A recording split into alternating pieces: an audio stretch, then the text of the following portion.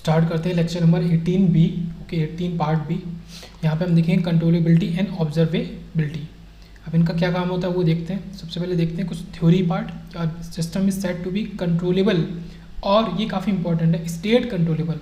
तो कंट्रोलेबिलिटी के साथ में हम स्टेट वर्ड का इस्तेमाल करते हैं, ये चीज़ इंपॉर्टेंट है। If it is possible to transform the present state of the system to any desired state, मतलब ये कहना चाह रहे हैं कि कोई भी सिस्टम कंट्रोलेबल या फिर स्टेट कंट्रोलेबल है अगर उसकी प्रेजेंट स्टेट को हम किसी भी डिजायर्ड स्टेट में चेंज कर सकते हैं तो, if it is possible then. Okay, और इसके संग एक और चीज़ है कि by applying input within finite time, तो फाइनाइट टाइम के अंदर ही इनपुट को अप्लाई करके अगर आप ऐसा कर सकते हो तो वो सिस्टम कंट्रोलेबल और स्टेट कंट्रोलेबल कहलाएगा। इसी तरीके से observable, a system is said to be observable और आउटपुट ऑब्जर्वेबल, तो ये इसके लिए बहुत इंपॉर्टेंट है। इसके संग हम आउटपुट शब्द का इस्तेमाल करते हैं, ऑब्जर्वेबल, और याद करना भी आसान है, ओ से ऑब्जर्वेबल, ओ से output. Okay, if it is possible to observe, अब यहाँ पे क्या है कि ऑब्जर्व, वहाँ पे क्या था, कन्वर्ट करना प्रेजेंट स्टेट को डिजायर्ड में। यहाँ पे possible to observe all the state variables in its final output of the system, तो सारे के सारे स्टेट वेरिएबल को अगर आप ऑब्जर्व कर सकते हैं okay in the final output of the system with in the finite time, तो कोई भी सिस्टम ऑब्जर्वेबल या फिर आउटपुट ऑब्जर्वेबल होगा। ये इंपॉर्टेंट बात है। उसके बाद आता है कि if a system is stable, अगर कोई भी सिस्टम आपका कह रहे हैं कि स्टेबल है, ओके स्टेबल है, then steady state is guaranteed, तो वो कहना चाह रहे हैं कि स्टेडी स्टेट तो गारंटीड हो गया, लेकिन but not desired response characteristics. इसका मतलब है कि रिस्पॉन्स कैरेक्टरिस्टिक्स जो हैं वो जो आप चाहते हो वो वाले रिस्पॉन्स कैरेक्टरिस्टिक गारंटीड नहीं है। कितने से? सिस्टम के स्टेबल होने से। तो क्या गारंटी है? स्टेडी स्टेट गारंटी है। Okay, steady state is guaranteed but desired response characteristics are not guaranteed. वो कब गारंटी होंगे? आपका सिस्टम क्या होना चाहिए? कंट्रोलेबल और ऑब्जर्वेबल होना चाहिए। If a system is controllable, ठीक है ये, और या एंड ऑब्जर्वेबल, अगर ये दोनों है, कंट्रोलेबल और ऑब्जर्वेबल है, इसका मतलब कि जो रिस्पॉन्स कैरेक्टरिस्टिक्स आप चाहते हो वो आपको गारंटीड मिलेंगे ही मिलेंगे। तो इसके लिए ज़रूरी है। तो अब समझ में आया कि कंट्रोलेबिलिटी और ऑब्जर्वेबिलिटी का क्या काम है। आप अगर ये कंट्रोलेबल और ऑब्जर्वेबल होगा सिस्टम, तो ये आपको गारंटी कर देगा कि जो डिजायर्ड रिस्पॉन्स कैरेक्टरिस्टिक्स आप चाहते हो आपको वो मिलेगा। ओके, आगे देखते हैं। अब ट्रांसफॉर्मेशन देख लेते हैं।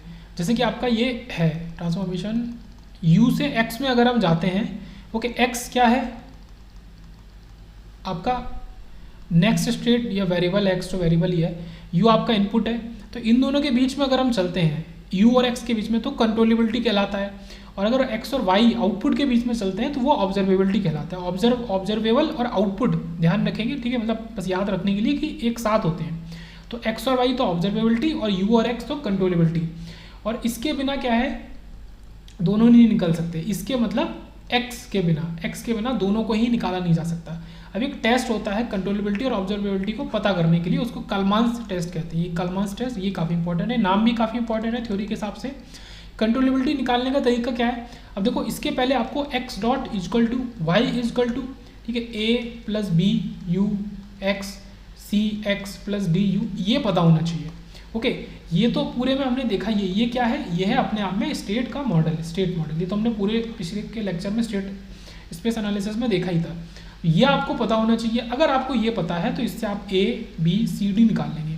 अब देखो, यहाँ पे a और b का इस्तेमाल होता है, ठीक है, जो x डॉट के अंदर आता है वो इस्तेमाल होता है कंट्रोलेबिलिटी के लिए। तो आपको क्या करना है, एक मैट्रिक्स को बनाना है जिसका पहला एलिमेंट b हो, पहली रो का, यहाँ पे केवल एक ही रो है, दूसरा a डॉट b हो, तीसरा एलिमेंट a स्क्वायर b हो, समथिंग फिर इस तरीके से a की पावर 3b और आखिरी में a की पावर nb, इस तरीके से। ओके, तो अब इसको चेक करेंगे। अगर ये नॉट इक्वल टू जीरो है, अगर ये मैट्रिक्स आपका नॉट इक्वल टू जीरो है, कुछ भी वैल्यू देती है इसका डिटर्मिनेंट, तो ये कंट्रोलेबल होगा। अगर ये पूरी की पूरी मैट्रिक्स जीरो हो जाती है तो फिर ये अनकंट्रोलेबल होगा। तो ये एक तरीका है पता करने का कि कोई भी सिस्टम कंट्रोलेबल है या अनकंट्रोलेबल है। ओके, अब इसमें क्या होता है कि कितनी हमारी स्टेट अनकंट्रोलेबल है वो कैसे पता चलेगी। मान लो कि सिस्टम तो अनकंट्रोलेबल हो गया, ओके, कंट्रोलेबल नहीं रहा, तो कंट्रोलेबल नहीं होगा तो फिर अनकंट्रोलेबल होगा। एक ही बात है ना कि या तो ये हो सकता है या तो वो हो सकता है। तो पता कैसे चलेगा कि कितने स्टेट अनकंट्रोलेबल है। ओके, तो उसका formula n minus R, N is the order of the QC। ये जो पूरी मैट्रिक्स बनेगी इसका जो भी ऑर्डर होगा वो आपका वैल्यू होगा n, और r आपकी rank of the QC matrix. तो देखो, इसके लिए जो डिटर्मिनेंट ऑफ मैट्रिक्स होता है लीनियर अलजेब्रा, वो आपको अच्छे से आना चाहिए कि ये जो r है ये आपका रैंक है इस मैट्रिक्स का, और इसी का जो ऑर्डर है वो आपका n है, तो n माइनस आर इतनी स्टेट्स अनकंट्रोलेबल स्टेट होंगी अगर कोई सिस्टम अनकंट्रोलेबल है तो। अब कोई सिस्टम कंट्रोलेबल है तो वहाँ पे अनकंट्रोलेबल स्टेट का तो होना मतलब ही नहीं है, ये चीज़ हो गई। उसके बाद ऑब्जर्वेबिलिटी के लिए क्या है कि आपको कॉलम को देखना है, ये हम पहले भी देख चुके हैं ये चीज़ कि कंट्रोलेबिलिटी के लिए रो को देखना है और ऑब्जर्वेबिलिटी के लिए कॉलम को देखना है। तो इससे क्या हो गया आपका सी ए स्क्वायर, इस तरीके से आपको कॉलम में करना है। देखो वहाँ पे क्या था, बी पहले था और ए बी के संग आ रहा था, ए बी स्क्वायर, और ए पहले लिखा जाता था, ये डिफरेंस था। यहाँ पे क्या है आपका सी है, ठीक है, सी मौजूद है, इसका मतलब देखो डी तो आपका बिल्कुल ही इस्तेमाल नहीं हो रहा है। और कॉमन क्या है, कॉमन इज ए, ये बहुत इंपॉर्टेंट बात है कि जो चार आपके कोफिशिएंट है उसमें से दोनों में कॉमन कौन सा रहेगा, ए रहेगा, ठीक है। ये मतलब इंपॉर्टेंट क्या है, याद करने के लिए है, बस आपको एकदम याद रहना चाहिए कि अच्छा कॉमन ये वाला था और उसमें, और उल्टा होता है, सी जो है वो आपका ऑब्जर्वेबिलिटी में इस्तेमाल होता है और बी जो कंट्रोलेबिलिटी में, जबकि सी फॉर कंट्रोलेबिलिटी और सी तो सी है ही। तो यहाँ पे सी, फिर सी के बाद में ए आएगा और फिर सी ए स्क्वायर, इस तरीके से ये भी सेम चीज़ को फॉलो करता है। अगर आपका नॉट इक्वल टू जीरो है तो सिस्टम ऑब्जर्वेबल है, अगर गलती से इक्वल टू जीरो हो गई ये मैट्रिक्स, ये कॉलम मैट्रिक्स, तो आपका अनऑब्जर्वेबल हो जाएगा। और उसमें भी वही चीज़ कि n माइनस आर मतलब ऑर्डर माइनस रैंक, ये आपको देगा कि कितने हमारी अनऑब्जर्वेबल स्टेट है, कितनी स्टेट्स को हम ऑब्जर्व नहीं कर सकते, तो वो ऑर्डर माइनस रैंक हमारा यहाँ पे देगा। ये फॉर्मूला दोनों के लिए सेम है। अब मान लो कुछ एनालिसिस करते हैं कि इफ़ ए इजकल टू आई के इक्वल हो जाए, आइडेंटिटी मैट्रिक्स के इक्वल हो जाए, ये यूनिटी बोल सकते हैं कि यूनिटी के इक्वल हो जाए, तो क्यूसी जो होगा वो बी बी बी, ए तो पूरी तरह गायब हो गया। अब ये जो मैट्रिक्स है B B B same element है, इसलिए इसका डिटर्मिनेंट हो गया जीरो, और जैसे ये जीरो हुआ ये अनकंट्रोलेबल हो गई। इसी तरीके से जो क्यू ओ वाली मैट्रिक्स थी ऑब्जर्वेबल वाली, उसमें भी सी सी सी बचेगा कॉलम में, और वो भी आपका जीरो दे देगा वैल्यू, इसका मतलब वो अनऑब्जर्वेबल हो गई। तो अगर कभी ए इजकल टू आई हो गया तो वहीं पे दोनों ही मतलब अनऑब्जर्वेबल और अनकंट्रोलेबल दोनों स्टेट आपको हो जाएंगी। और एक तो ये कंडीशन है, और दूसरी कंडीशन क्या कहती है कि और if x1 is equal to x2, अगर ऐसा भी हो गया x1 x2 के इक्वल हो गया तो भी सिस्टम हमारा अनकंट्रोलेबल और अनऑब्जर्वेबल हो जाएगा। उसके बाद for a system to be both controllable and observable, तो कोई सिस्टम अगर उसको मैं बोलना चाहता हूँ कि वो दोनों हो, वो कंट्रोलेबल भी हो और ऑब्जर्वेबल ही हो, तो पोल जीरो जो कैंसिलेशन है शुड नॉट अगर इन ट्रांसफर फंक्शन। अब ये पोल जीरो कैंसिलेशन क्या है, ये इंपॉर्टेंट बात है, इसको देख लेते हैं कि ये क्या है। पोल जीरो कैंसिलेशन आपका ट्रांसफर फंक्शन में नहीं होना चाहिए। ओके, तो इसको देख लेते हैं एग्जाम्पल से। मान लो पोल जीरो कैंसिलेशन का मतलब क्या है, पहले तो देखो ये transfer function s plus one S plus two, मतलब ये जीरो है, ये पोल्स हैं, तो आप देख रहे हो कि एक पोल जो है वो जीरो के इक्वल हो जा रहा है, ये s प्लस वन मतलब ये कैंसिल हो जाएगा। ओके, तो अब आप कहोगे कि इसको तो आप कैंसिल कर दो, तो ये ट्रांसफर फंक्शन एक्चुअल में क्या है, 1/s+2 है, ये गलत है कहना। ऐसा क्यों? क्योंकि पहले हम पोल जीरो को देखते हैं, निकालते हैं, उसके बाद ट्रांसफर फंक्शन को लिखते हैं। अब मान लो कोई ऐसा सिस्टम आपको दिया है, उसका ये डायग्राम है कि -1 पे ही पोल है और -1 पे ही जीरो मौजूद है। ओके, ये पोल जीरो, ठीक है, ये पोल जीरो एक ही जगह, एक पोल यहाँ मौजूद है, तो एक दोनों ही पोल और जीरो एक ही पॉइंट पे मौजूद है। इसका मतलब ये नहीं कि आप इन दोनों को गायब कर दोगे कि सिर्फ एक पोल मौजूद है, ऐसा नहीं होता। तो पोल और जीरो का क्या मतलब है इस वाले केस में पोल जीरो कैंसिलेशन का, कि pole and zero are at, समझो इसको, pole and zero are at same location. अगर किसी भी डायग्राम में पोल जीरो एस प्लेन के डायग्राम में पोल जीरो सेम लोकेशन पे आ गए, वहाँ पे पोल जीरो कैंसिलेशन हो जा रहा है, तो वो नहीं होना चाहिए, ठीक है, वो कभी भी नहीं होना चाहिए, should not occur in transfer function, अगर आपको सिस्टम कंट्रोलेबल और ऑब्जर्वेबल चाहिए तो। ओके, अब देखो इसी को अगर हम बनाते हैं s+1, ये कुछ इस तरीके से बनाते हैं, इसका हम ये लिखते हैं, मान लो ये हमने सॉल्व करके निकाली, ठीक है, ये आपका state equation, this is output equation, तो 0 1 -2 3 इस तरीके से। अब ये मैंने पहले इनको बॉक्स में कर दिया है ABCD को, क्योंकि इनको यूज़ करना है, तो सपोज इस तरीके से मान लो और इनको यूज़ करो, यूज़ तो करना ही है। एक काल्मांस टेस्ट करते हैं, तो देखो पहले आप B लिखो, फिर AB लिखो, फिर AB स्क्वायर लिखो, डिपेंड करता है कि वो कितनी बड़ी मैट्रिक्स है। तो देखो B तो आप 0 1 लिख दोगे, ये आपका B है, फिर A और B का मल्टीप्लाई करोगे तो केवल एक आपका ये निकलेगा 1 और -3, जब इसका इससे मल्टीप्लाई करोगे A × B, अब ये मिला आपको। अब इसको सॉल्व कर लोगे तो कहीं से भी जीरो नहीं है, तो ये नॉन जीरो है, इसका मतलब कि ये कंट्रोलेबल है, अभी तो ये कंट्रोलेबल है। इसी तरीके से इसका करते हैं, हम यहाँ पे क्या लिखेंगे C और नीचे लिखेंगे C × A, तो देखो C लिखेंगे मतलब ये C 1 1, देखो C क्या है, ये है 1 1, C लिखा। अगले वाले उसमें क्या लिखेंगे, c इंटू ए, तो ये -2 और ये -2।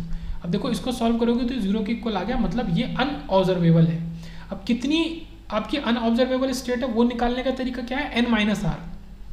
अगर आप n-r कर दो, ओके, n क्या है, ऑर्डर, ऑर्डर दिख रहा है साफ, 2 क्रॉस 2, 2 है ऑर्डर। रैंक इसकी क्या है, मिनिमम कितनी रैंक हो सकती है, 1, तो 2 - 1 इज 1। इसका मतलब कि एक आपका अनऑब्जर्वेबल स्टेट यहाँ पे मौजूद है, तो ये निकालने का भी तरीका है। और क्या कह रहा है कि it's a pole zero cancellation system, जो हमने एग्जाम्पल में लिया है, हमें दिख ही रहा है। So it may be uncontrollable और अनऑब्जर्वेबल। उनका कहने का मतलब है, सुनो ध्यान से, कि अगर पोल जीरो कैंसिलेशन हो जाता है कभी, तो वहाँ पे क्या है कि ऐसा ज़रूरी नहीं है कि वो दोनों हो, अनकंट्रोलेबल भी हो अनऑब्जर्वेबल भी हो, बट इन दोनों में से एक तो होगा,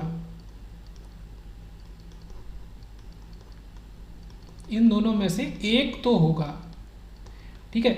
या तो वो अनऑब्जर्वेबल होगा और या अनकंट्रोलेबल होगा। ऐसा नहीं कि वो कंट्रोलेबल और ऑब्जर्वेबल दोनों ही हो जाए। अगर पोल जीरो कैंसिलेशन हो रहा है तो एक तो होगा ही होगा, यानी वन ऑफ देम। ये चीज़ हो गई। अब कुछ चीज़ और देखते हैं।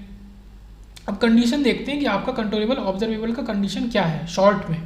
ओके, मान लो आपको इस तरीके से ये पूरा मैट्रिक्स दी हुई है,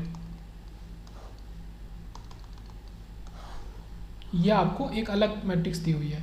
तो ये क्या है कि कंडीशन, ये क्या लिखा है, कंडीशन, ठीक है, टू बी कंट्रोलेबल, और नीचे वाला टू बी ऑब्जर्वेबल। ये कंडीशन है कि कैसे कोई मैट्रिक्स को देख के, state equation, state output equation को देख के हम बता सकते हैं कि वो कंट्रोलेबल है ऑब्जर्वेबल। देखो, कंट्रोलेबल होने के लिए सबको पता है कि रो का मौजूद होना, रो में मौजूद होना जरूरी है। तो देखो ऊपर तो ये एज आ आइडेंटिटी मैट्रिक्स की तरह काम करना चाहिए, थोड़ा सा उससे अलग है, ठीक है। पहली रो जिसकी आइडेंटिटी मैट्रिक्स की 1 0 0 होती है, तो वो मौजूद नहीं है, कुछ इस तरीके से।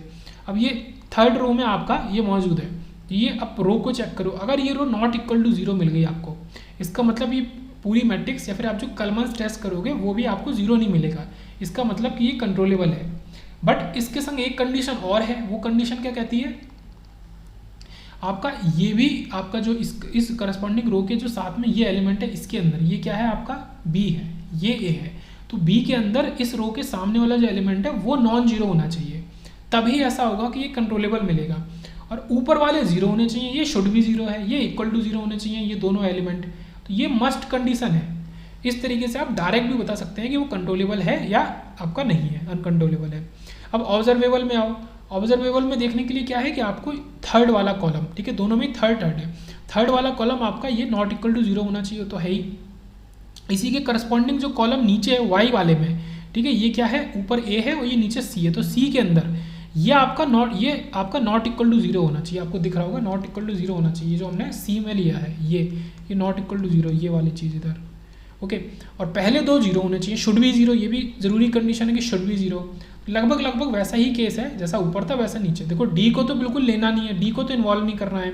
अब या तो ए के संग सी या तो ए के संग बी, तो यह आपका ऑब्जर्वेबल फॉर्म बन गया। और देखो, अगर आपको कभी डायगोनल फॉर्म में दे दिया गया है, ठीक है, इसको बहुत ध्यान से देखना। अगर आपको डायगोनल फॉर्म में दिया, जैसे कि ये 2 क्रॉस 2 का आपका ऑर्डर 2 का मैट्रिक्स है, यहाँ डायगोनल में आपके मौजूद है, बाकी जीरो है, ठीक है, डायगोनल फॉर्म है, तो आपको क्या देखना है, इसके करस्पॉन्डिंग ये जो बी मौजूद है, ये बी है -1, 2 in diagonal form all row of B not equal to zero. तो अगर आपको कंट्रोलेबल चाहिए तो इसमें सारे के सारे रो जो बी के हैं वो नॉट इक्वल टू जीरो होने चाहिए, ठीक है। ऑल इज, मैंने ऊपर भी लिखा है ऑल स्टार लगा के, ये ऑल इंपॉर्टेंट है यहाँ पे, कि अगर आपको डायगोनल फॉर्म में मिल रहा है ए, ठीक है, ये क्या है ए, अगर ए डायगोनल गलती से मिल गया, देखो या तो रो में मिले या तो कॉलम में मिले, तो उसकी अलग कंडीशन है।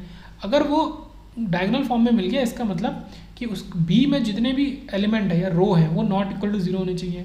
और सी में, ये सी है नीचे वाला, इसमें जितने भी कॉलम है वो भी नॉट इक्वल टू जीरो होने चाहिए, तभी आपका सिस्टम ये ऑब्जर्वेबल होगा, ओके। तो ये कंडीशन होगी डायगोनल वाली। अब ट्राइंगुलर देख लेते हैं। ट्राइंगुलर में भी सब केस है, lower triangular and upper triangular. अगर आपका लोअर ट्राइंगुलर आपको मौजूद है कुछ इस तरीके से, ठीक है, ये वैल्यूज आपको हैं ऊपर, ये -1, ये 1 और ये -1 इस तरीके से मौजूद है, तो वहाँ पे क्या कंडीशन है कि लोअर ट्राइंगुलर में आपके बी के अंदर, ये तो ए था, ये ए था, बी के अंदर आपका जो पहला एलिमेंट है वो आपका should be not equal to zero होना चाहिए, first row should be not equal to zero. तो ये कंडीशन बहुत इंपॉर्टेंट है। Other rows don't care, other rows zero हो भी सकती है, नहीं भी, कोई फर्क नहीं पड़ता, बस पहली रो आपकी नॉट इक्वल टू जीरो होनी चाहिए। तो ये किसके लिए है, ये आपका कंट्रोलेबल के लिए है, क्योंकि हम रो की बात कर रहे हैं, ऑब्वियस ही बात है। अब देखो नीचे देख लेते हैं, ये सी आ गया, इसमें जीरो है और ये 1 है, तो सी में भी यही कंडीशन है आपका, उसमें पहली रो थी, यहाँ पे दूसरा वाला आपका लास्ट कॉलम, ठीक है, वहाँ फर्स्ट होता है या last column, last column C का है वो नॉट इक्वल टू जीरो होना चाहिए। ओके, लास्ट कॉलम, अब देखो नॉट इक्वल टू जीरो है, इसी वजह से ये ऑब्जर्वेबल भी है और कंट्रोलेबल भी है। बट पहला जो ये एलिमेंट है ये आपका अदर जो कॉलम है वो डोंट केयर कंडीशन में चला जाता है, वो जीरो हो ना हो कोई फर्क नहीं पड़ता। तो first row and last column, ठीक है, फर्स्ट रो और लास्ट कॉलम, ये कंडीशन है, ये आपके नॉट इक्वल टू जीरो होने चाहिए। किसके किसके, फर्स्ट रो किसका, बी का, लास्ट कॉलम सी का, और ए तो आपका लोअर ट्राइंगुलर है ही, तो ये ए बी सी की कंडीशन हो गई। इसी तरीके से समराइज करें तो अपर में क्या हो जाता है, अपर में इसका उल्टा हो जाता है। अगर अपर ट्राइंगुलर है तो ये जो बी मौजूद है, बी के अंदर क्या है कि लास्ट वाली रो नॉट इक्वल टू जीरो होनी चाहिए, और इसी पैटर्न पे आपका सी के अंदर क्या है कि फर्स्ट वाला column not equal to zero होना चाहिए, और बाकी तो आपका डोंट केयर में चला ही जाता है। पॉज करके देख लेंगे, लोअर वाले कंडीशन के जैसा ही जैसा है, कोई बहुत ज़्यादा डिफरेंस नहीं है। लास्ट देखते हैं, अगर आपको इस तरीके से मान लो अपर, ये ठीक है, अपर ट्राइंगुलर मैट्रिक्स ये 3, ठीक है, 3x3 का इस तरीके से मौजूद है ये, ओके, ये मौजूद है अगर आपको कभी 3x3 का, इसमें क्या करेंगे, इसमें देखो ये जो चीज़ है ना, ये ऐसा नहीं है ये 2x2 है तो ये सभी पे वैलिड है, ये 2x2 पे ही वैलिड है, ये जो अपर लोअर वाला हमने देखा अभी डायगोनल वाला। अगर इस तरीके से मौजूद है तो आप क्या करो, स्प्लिट कर लो, split the state model into 2 parts, ठीक है, 2 पार्ट्स में स्प्लिट कर लो। और ऐसा स्पेशली करना भी कब है, जब आपके जो रूट्स आपको मिले हुए हैं ये रूट्स आपके रिपीटेटिव और डिस्टिंक्ट है।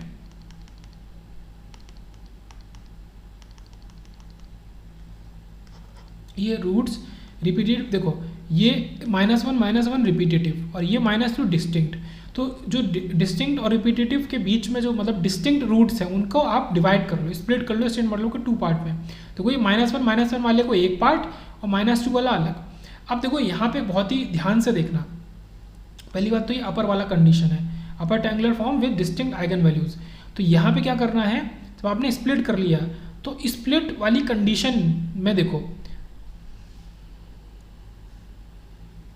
हाँ, इसमें क्या देखना है कि आपका जो बी मौजूद है, बी इधर बी मौजूद है, तो बी में जो सेकंड रो है और जो थर्ड रो है वो दोनों ही नॉट इक्वल टू जीरो होनी चाहिए। केवल फर्स्ट रो ऐसा है जो आपका डोंट केयर फॉर्म में हो जाता है। देखो यहाँ ये कंडीशन बता रहा हूँ मैं कि नॉट इक्वल टू जीरो होनी चाहिए, बट क्योंकि आपका ये बीच वाला इक्वल टू जीरो है तो ये इस वजह से अनकंट्रोलेबल बन गया। ये तो एग्जाम्पल है कि ये अनकंट्रोलेबल है ही एग्जाम्पल, बट कंडीशन क्या है कि ये दोनों, ये बीच वाली ये जो मैंने बॉक्स में किया है, ये दोनों ही आपका नॉट इक्वल टू जीरो होना चाहिए, तभी आपका कंट्रोलेबल फॉर्म होगा। और देखते हैं, अगर सी में आ जाइए, सी है, सी में क्या है कि पहला वाला और आपका तीसरा वाला, यहाँ पे अलग केस है। यहाँ पे मान लो कुछ इस तरीके से है,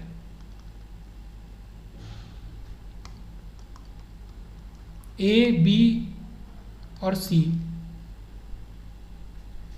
इस तरीके से है मान लो, तो यहाँ पे A and C not equal to zero होना चाहिए, वो था अल्फा बीटा और गामा। तो वहाँ पे क्या था, अल्फा डोंट केयर हो सकता है आपका, बीटा और gamma not equal to zero होना चाहिए, ये कंडीशन है। यहाँ ए और C not equal to zero, B can be don't care, okay, X मतलब डोंट केयर, तो ये चीज़ है। तो ये कंडीशन है कि अगर ऐसा हो, अब देखो यहाँ पे कंडीशन वैलिड नहीं बची, क्यों, क्योंकि देखो ये जो पहला वाला एलिमेंट है जीरो, ये नॉट इक्वल टू जीरो नहीं है, ये इक्वल टू जीरो है। जस्ट पहला वाला जो पहला कॉलम है वो जीरो हो गया, जैसे ही पहला कॉलम जीरो हो गया तो ये अनऑब्जर्वेबल बन गया, तो ये अनऑब्जर्वेबल है और अनकंट्रोलेबल है। और कितनी स्टेट है वही आप देख सकते हो उससे रैंक से, ओके, रैंक इसकी 1 ही होगी और ये 3 ऑर्डर का 3 - 1 मतलब 2, तो 2 स्टेट्स अनकंट्रोलेबल है और 2 ही स्टेट्स आपकी अनऑब्जर्वेबल है।